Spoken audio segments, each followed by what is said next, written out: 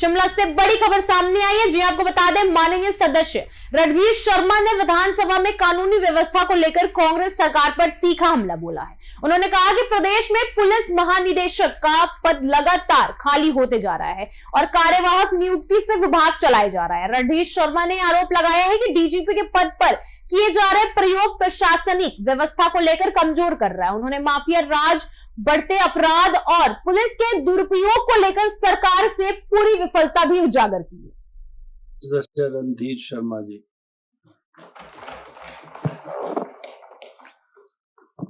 अध्यक्ष महोदय, हमारे नेता प्रतिपक्ष पूर्व मुख्यमंत्री श्री जयराम ठाकुर जी द्वारा पुलिस और संबंध संगठन विषय पर जो कटौती प्रस्ताव लाया गया है, मैं उस पर बोलने के लिए खड़ा हुआ हूं। आपने समय दिया, आपका बहुत बहुत धन्यवाद। अध्यक्ष महोदय, अभी हमारे माननीय सदस्यों ने इस विषय पर अपने विचार रखे हैं और अभी सतपाल सत्ती जी ने चर्चा की है कि हिमाचल प्रदेश के डीजीपी ही कार्यवाहक हैं। भाग्यपूर्ण बात है, जिस प्रदेश का पुलिस प्रमुख ही रेगुलर ना हो, वर्किंग हो, कार्यवाहक हो, उस प्रदेश की कानून व्यवस्था क्या हो सकती है, इसका अंदाजा हम लगा सकते हैं। परंतु मैं इसके आगे और बात करना चाहूंगा। विक्रमादित्य जी, सुनिए कि अभी सुनिए ना, अभी उस कार्यवाहक को भी छुट्टी पर भेज दिया गया है और एक हफ्ते के लिए किसी और को कार्यवाहक लगा दिया गया है। आपको जानकारी नहीं तो जानकारी होनी चाहिए। ये डीजीपी की पोस्ट भी सबलेट होती है क्या?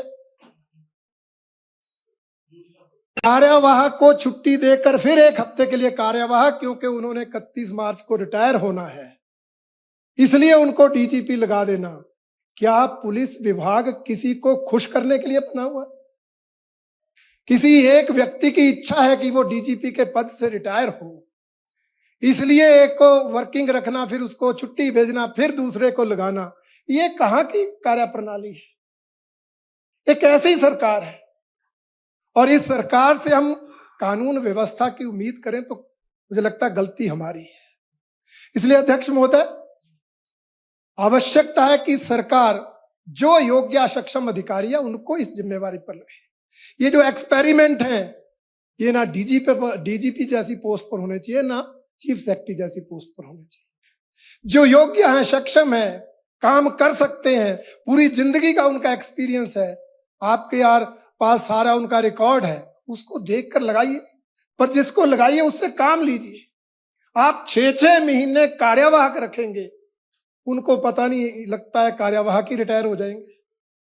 ना वो काम कर सकते, ना वो अपनी जो उनकी क्षमता है उसका उपयोग कर सकते। एक तरह से डिमोरलाइजेशन आती है।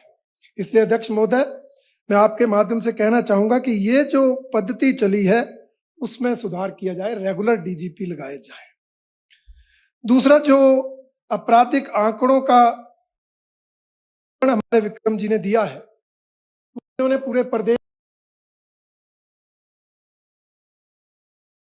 विधानसभा में 3 दिन पहले ही प्रश्न लगा था। गत 3 वर्षों की डिटेल 31 जनवरी 2026 तक, इन 3 वर्षों की डिटेल अगर आप आपराधिक आंकड़ों की देखेंगे तो आपको स्पष्ट होगा कि व्यवस्था का बुरा हुआ, कानून व्यवस्था बिगड़ी तो वर्तमान इस कांग्रेस सरकार के समय में बिगड़ी।